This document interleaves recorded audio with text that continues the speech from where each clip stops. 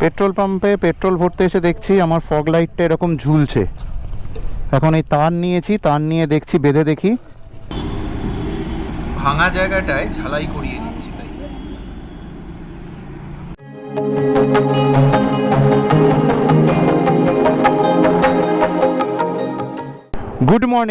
Good morning from Dalkhola. ডালখোলাতে আমরা গতকাল রাতে স্টে করেছিলাম হোটেল রাজদরবারে। এখন ঘড়িতে বাজে সকাল 9টায়। এখন আমাদের প্যাকিং পুরো কমপ্লিট, দুটো বাইক পুরো রেডি হয়ে গেছে। বিট্টুর বাইক এখানে রেডি, আমার বাইক রেডি, আমরা পুরো রাইডিং গিয়ার্সে ফুল হয়ে গেছি। এখন আমরা এখান থেকে বেরোবো বাড়ির উদ্দেশ্যে। জানো ভালো মতন আজকে আমাদের বাড়ি ফেরার পালা। আজকে অ্যাপ্রক্স 450 কিলোমিটার আমাদের রাইড করতে হবে, এবং এই 450 কিলোমিটার রাইড করতে অ্যাপ্রক্স ধরে রাখো 9.5 ঘন্টা থেকে 10 ঘন্টা মতন লাগার কথা। বাট এবার ডিপেন্ড করবে রাস্তার সিচুয়েশান, আমরা কীরকম চালাচ্ছি তার উপরে। রাজদরবারের এই সামনের এরিয়াটা দারুণ, খুব স্পেসিয়াস, গাড়ি পার্কিংয়ের প্রচুর জায়গা রয়েছে। ওই জন্যেই কিন্তু এই জায়গাটা চুজ করা, কারণ আগেও একবার আমি এখানে ছিলাম, রুমগুলো ভালো ছিল বলেই এখানটায় কালকে আমরা স্টে করেছি। তো চলো মোটো ব্লগিং সেট আপে তোমাদের সাথে দেখা হচ্ছে। তো শুরু করলাম আজকের জার্নি, শেষ দিনের জার্নি, বাড়ি পৌঁছানোর জার্নি। ওং নমঃ শিবায়, জয় মা গঙ্গা।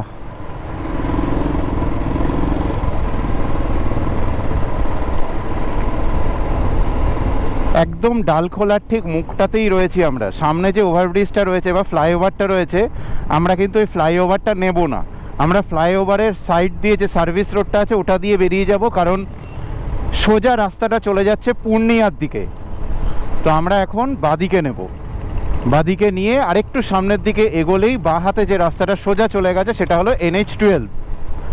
তো আমাদেরকে নিতে হবে এই NH12, যেটা আমাদের কলকাতায় নিয়ে যাবে। তো একদম এই ডালখোলা মোড়ের কাছেই কিন্তু এই রাজদরবার রেস্টুরেন্টটা, মানে রাজদরবার হোটেলটা রয়েছে।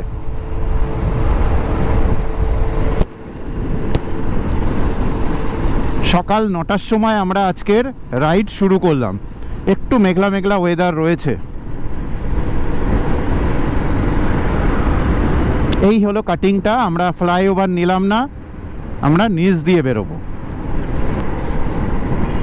এই যে এখানটায় পরিষ্কার লেখা আছে স্ট্রেট হলো পূর্ণিয়া আর বাঁ দিকে রায়গঞ্জ। রায়গঞ্জের রাস্তাটাই হলো NH12, যেটা কলকাতার দিকে গেছে। এই আমাদেরকে এখন নিতে হবে বাঁ দিক। এই হলো ডালখোলার অ্যাকচুয়াল মোড়, মানে 2 মিনিটের মধ্যেই কিন্তু আমরা ডালখোলার মোড়ে পৌঁছে গেলাম। এবার এখান থেকে নিতে হবে ডালখোলা বাইপাস। ডালখোলা বাইপাস নিলে রেল ব্রিজের ওপর দিয়ে, মানে রেল লাইনের ওপর দিয়ে যে ব্রিজটা রয়েছে সেটা দিয়ে আমরা বাইপাস হয়ে বেরিয়ে যাব। রায়গঞ্জ এখান থেকে 47 কিলোমিটার, আমাদের রায়গঞ্জ হয়েই যেতে হবে, বাট রায়গঞ্জেও ওই একই বাইপাস হয়ে বেরিয়ে যাব। প্রত্যেকটা জায়গার বাইপাসগুলো হয়ে যাওয়ার জন্য এখন শিলিগুড়ি থেকে কলকাতা বা কলকাতা থেকে শিলিগুড়ির যে রুটটা রয়েছে এটা খুব স্মুথ হয়ে গেছে, খুব ইজি হয়ে গেছে। আকাশে কিন্তু ভালোই মেঘ রয়েছে, জানি না এখন কলকাতার দিকে বৃষ্টি হচ্ছে কি হচ্ছে না। এই যে ডান দিকে যদি আমরা যাই তাহলে হলো ডালখোলার মেন সিটিটা, যেটা স্ট্রেট বেরিয়ে গেছে, এই যে স্ট্রেট যে রাস্তাটা যাচ্ছে। আর আমরা যাব বাঁ দিকে বাইপাস হয়ে। এই সামনে যে এই যে বাইপাসটার এখানটা হলো স্টার্টিং, এই দিকটা বেরিয়ে গেল মেন সিটির দিকটা, আর আমরা এখন স্ট্রেট বেরিয়ে যাব। এই রাস্তাটা দারুণ করেছে, দারুণ। ফলে কি ডালখোলার যে মেন কনজাস্টেড রেল লাইনের ওখানটার যে ভিড়, সেটা কিন্তু পুরো বন্ধ হয়ে গেছে। প্রথমবার যখন আমি রাইড স্টার্ট করেছিলাম ডালখোলায় কিন্তু খুব ফাঁসা ফেসেছিলাম, সেই কথাটা কিন্তু এখনও মনে আছে আমার। কারণ যে কোনো খারাপ জিনিসই মনের মধ্যে কিন্তু অনেক দিন থেকে যায়, আর যেহেতু আমার লাইফের ফার্স্ট রাইডে এরকম একটা সিচুয়েশান হয়েছিল, তার জন্য এটা কিন্তু আমার একদম মনের মধ্যে গেঁথে আছে।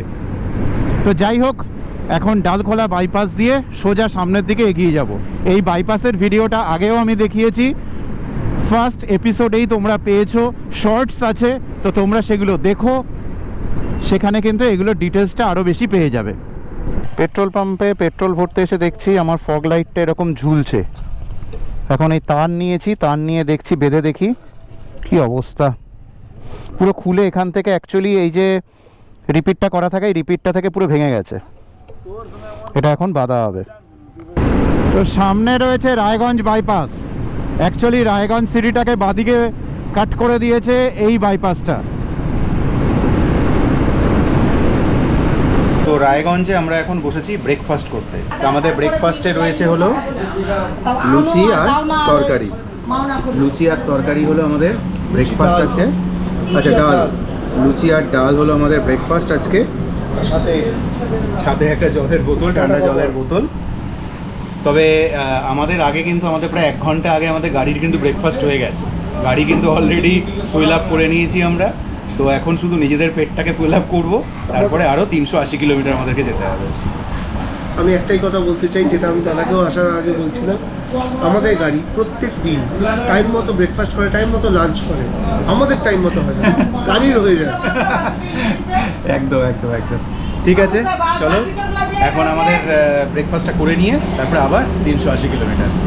তো দেখলে আমরা ব্রেকফাস্ট করে নিলাম আজকে 10টার সময়। এখন বাজে প্রায় 10:35। এখন আমরা এগোচ্ছি মালদার দিকে।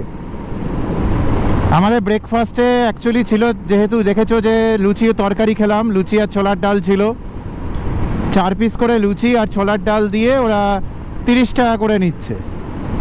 ঠিকঠাক খুবই ভালো খাবার ছিল। তো আমরা 3 প্লেট নিয়ে দুজনে ভাগ করে খেলাম, তার সাথে একটা জলের বোতল, যেটা নিয়ে টোটাল আমাদের 110 টাকা বিল হলো। জলের বোতল, ঠান্ডা জলের বোতলের মধ্যে ওআরএস দিয়ে আমরা ওআরএস গুলে নিয়েছি, কারণ যেহেতু আজকের দিনটা পুরোপুরি এই গরমে এবং রোদের মধ্যে রাইড রয়েছে, তো তার জন্য ওআরএস গুলে নিলাম, যাতে দুজনে মিলে ভাগাভাগি করে জলটা খেলে শরীরটা ডিহাইড্রেট হবে না, মানে একদম ঠিকঠাক থাকবে। এই ডান দিকের যে রাস্তাটা ওই দিক দিয়ে আসছে, যে একটা স্করপিও আসছে, না স্করপিও না, ওটা বোলেরো, একটা বোলেরোটা বেরোলো যে দিক দিয়ে, ওটাই হলো মালদা টাউন। মালদা টাউনের রাস্তা, যেটা মালদা রাস্তাটা আমরা বাইপাস দিয়ে এলাম। এটা অ্যাকচুয়ালি এদিকে প্রায় 5 কিলোমিটার মতন গেলে তারপরেই কিন্তু মালদা। এগেইন দেখছি ফগ লাইটটা ভেঙে ঝুলছে, সেই বাঁধা জায়গাটা কিন্তু আবার ছিঁড়ে গেছে। এবার কিন্তু একদমই খুব বাজে অবস্থা। তাই একটা ঝালাইয়ের দোকান দেখে করে নিচ্ছি ঝালাই। এখন রয়েছি কালিয়াচক বাজারে। এখানে কিন্তু ঈদের কেনাকাটার প্রচণ্ড ভিড়, প্রচণ্ড। তো চারদিকে কিন্তু কেনাকাটার প্রচণ্ড ভিড় রয়েছে, তার মধ্যে আমরাও একটা ভালো মতন জ্যামে ফেসে গেছি। তো এই কালিয়াচকের মার্কেটের এই ভিড়ে দেখি কতক্ষণ এখান থেকে বেরোতে পারি। 12:30 নাগাদ পৌঁছে গেছি ফারাক্কা। এখনও 6 ঘন্টা লাগবে বাড়ি পৌঁছোতে। প্রথম দিনের ভিডিওতে তোমরা দেখেছো কিন্তু ফারাক্কার উপর দিয়ে আমরা যখন ক্রস করছিলাম একটা ট্রেন বেরোচ্ছিল। তো যদি কেউ না দেখে থাকো দেন তাহলে ফার্স্ট ভিডিওটা দেখো, তাহলে ওখানে কিন্তু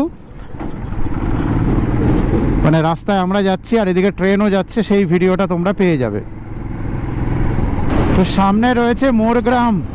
মোরগ্রাম থেকে ডান দিকে গেলে বর্ধমান, এই রামপুরহাট, বর্ধমান, এগুলো সবই এই মোরগ্রাম মোড় থেকে ডান দিকে। বোলপুর যেতে গেলেও কিন্তু ওই দিক দিয়েই যেতে হয়, মানে বর্ধমান হয়ে যেহেতু যেতে হয়। এই যে ডান দিকে যে রাস্তাটা চলে গেছে, এটা হলো বর্ধমানের রাস্তা। আমরা যাব স্ট্রেট, এটা হলো মোরগ্রাম মোড়। এই মোরগ্রাম মোড় থেকে বহরমপুর বাইপাস 38 কিলোমিটার দূর। এই বাঁদিকে বহরমপুর টাউন চলে গেল, আর এখন আমরা যাচ্ছি বহরমপুর বাইপাস। এই বাঁদিকের রাস্তাটা চলে গেল বহরমপুর টাউন, আর আমরা এখন ডান দিকে বেরিয়ে যাচ্ছি এই বাইপাসটা হয়ে। এগুলো সবই নতুন চালু হয়েছে, তার জন্য তখনও বললাম যে রাস্তাটা কিন্তু আমাদের অনেক ইজি হয়ে গেছে। বহরমপুর বাইপাসটা অসাধারণ বানিয়েছে, অসাধারণ। তবে রাস্তাটা কিন্তু ঠিকঠাক বানাতে পারিনি। প্রচুর জায়গায় যেখান থেকে গাড়িগুলো যায়, মেনলি দু সাইডে লরিগুলো যেদিক দিয়ে যায়, পুরো রাস্তা কিন্তু ট্যাপ খেয়ে রয়েছে। তো যখন তোমরা চালাবে বি কেয়ারফুল, কারণ রাস্তায় কিন্তু প্রচুর ভাঙাচোরা রয়েছে, উপর নিচ রয়েছে এবং ট্যাপ খাওয়ানো রয়েছে। Be careful, be careful, be careful. রঙের উৎসব চলছে হোলি, বাট ন্যাশনাল হাইওয়েতে একটা বাইকে 3 জন রং মেখে এইভাবে গাড়ি চালাচ্ছে উইদাউট হেলমেট। মানে সেফটি সিকিউরিটির কোনো ব্যাপার নেই, কিচ্ছু নেই, নাথিং। এইভাবে গাড়ি চালানো কিন্তু একদমই ঠিক নয়, উচিত নয়। অন্তত হেলমেটটা পরা উচিত। প্লাস 3 জনে একসাথে একটা বাইকে এইভাবে হাইওয়েতে চালানো নট অ্যাকসেপ্টেবল। তো পৌঁছে গেছি বেলডাঙা। বেলডাঙার এই এরিয়াটায় কিন্তু একটু সিঙ্গেল লেন রয়েছে, তো একটু সাবধানে আমাদেরকে কিন্তু চালাতে হবে, যেহেতু অপোজিটের গাড়িগুলো কিন্তু খুব ছোটো ছোটোভাবে চলে আসছে। আর এখানে কিন্তু রাস্তার মধ্যে গরু। তো বাড়ি ফেরার পথে এখন পৌঁছে গেছি আমরা বেথুয়া। তো বেথুয়াতে এখন হচ্ছে লাঞ্চ। ঘড়িতে সময় এখন প্রায় 3:30। তো আমরা এখন লাঞ্চ করছি কি? লাঞ্চ করছি হলো এগ চাউমিন। দুজন মিলে আমরা এখন এগ চাউমিন খাবো। ঠিক তার 1 ঘন্টা আগে, আমাদের বাইকগুলোর লাঞ্চ হয়ে গেছিল। ঠিক আছে, তো এগ চাউমিন খেয়ে এবার আজকে আমি প্ল্যান করেছি, আমার বাড়ি যেহেতু চাকদায়, তো আমি আর কলকাতা অবধি যাব না, আমি চাকদাতে স্টে করে যাব। একদিন ছুটিও আছে, তো চাকদায় স্টে করে যাব। ছুটিটা এই জন্য এক্সট্রা হয়ে গেছে যে যেহেতু আমরা ওখানে তাওয়াং অবধি যেতে পারলাম না, তার জন্য একটা দিন এক্সট্রা আমাদের হাতে চলে এসেছে। তো আমাদের অ্যাকচুয়ালি বুধবার দিন ফেরার কথা ছিল, সেটা আমরা মঙ্গলবার দিনই ফিরে যাচ্ছি।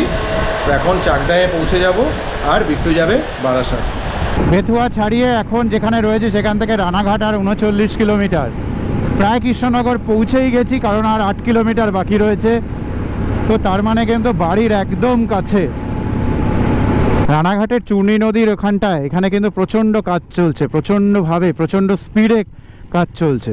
এটা চূর্ণী নদীর পুরনো ব্রিজ, আর এটা হলো নতুন ব্রিজ। এগুলো মানে ফুল ফোর্সে যেহেতু কাজ চলছে, খুব শিগগিরই হয়তো আগামী 2-3 মাসের মধ্যে এখানটা ঠিকঠাক হয়ে যাবে। তো তার জন্য এখানে একটু ট্রাফিকটা স্লো রয়েছে, যেখান থেকে অ্যাকচুয়ালি ডাইভারশনটা রয়েছে, অনেকে ওই বাইপাসটা নিয়ে নেয়। তো এখন আর বাইপাস নেওয়ার দরকার নেই, এখন মেন ফুলিয়া হয়েই কিন্তু রাস্তা দারুণ হয়ে গেছে। ফুলিয়া যে রাস্তাটা রয়েছে সেটা, কারণ যে বাতকুল্লা হয়ে যেটা বাইপাস ছিল সেটা তো অনেক ন্যারো রোড, বাট এখন কিন্তু ফুলিয়ার দিকের হাইওয়েটা কিন্তু দারুণ হয়ে গেছে। তো পৌঁছে গেছি রানাঘাট। সামনে রেল লাইনের ওপরেও কিন্তু, রানাঘাটের রেল লাইনের ওপরের ব্রিজটাও কিন্তু তৈরি হয়ে গেছে। সেটা প্রথম দিনই দেখিয়েছি তোমাদেরকে, তো সেখান থেকে দেখে নিতে পারো। তো চলো, আমরা আমাদের 9 দিনের জার্নি কমপ্লিট করলাম। সেফলি আপাতত বাড়ি পৌঁছে যাচ্ছি। ঠিক আছে, আবার আমাদের নতুন একটা সিরিজ শুরু হবে। তো বটেই, ঠিক আছে, তোমাকে জানাবো, তোমার সময় মতো তুমি আমাকে বলো কবে কি। একদম একদম একদম। তবে সাবস্ক্রাইবার্স আর ভিউয়ার্সরা দেখবে আবার কবে আমরা দুজন একসাথে রাইডে করছি। একদম ঠিক আছে, চলো। তোমার এখান থেকে কতক্ষণ লাগবে? আমি এখান থেকে সার্ভিস রোড দিয়ে বেরিয়ে যাবো, তুমি ওদিক দিয়ে বেরিয়ে যাও। ঠিক আছে, হ্যাঁ, এখান থেকে আর 2 কিলোমিটার।